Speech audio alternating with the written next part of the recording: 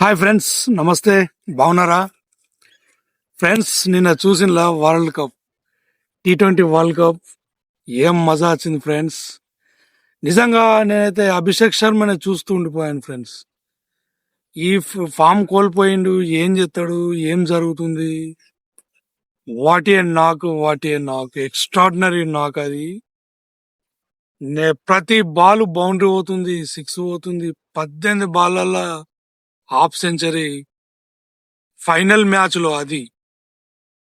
So మొత్తానికైతే కొన్ని records అయితే బ్రేక్ అయినాయి ఫ్రెండ్స్. T20 వరల్డ్ కప్ ప్రపంచంలో ఏ కంట్రీ కూడా ఇంతవరకు 3 సార్లు గెలవలేదు. 3 సార్లు గెలిచేసాం. ఇంతవరకు ఏ టీం అయితే ఆతిథ్యం ఇస్తుందో సొంత గడ్డ మీద వాళ్ళు గెలవలేరు. అది కూడా నిన్న మన సొంత గడ్డ మీద గెలిచేసాం. మళ్ళీ ఫైనల్లో ఏ టీం కూడా 250 పైకంటే ఎక్కువ రన్స్ కొట్టలేదు. అది కూడా కొట్టేశాం. 3 హాఫ్ సెంచరీ వేయడం, అది మొత్తం రికార్డుల వర్షం. సో కప్పు గెలిచిన తర్వాత మాత్రం సూర్యకుమార్ అయితే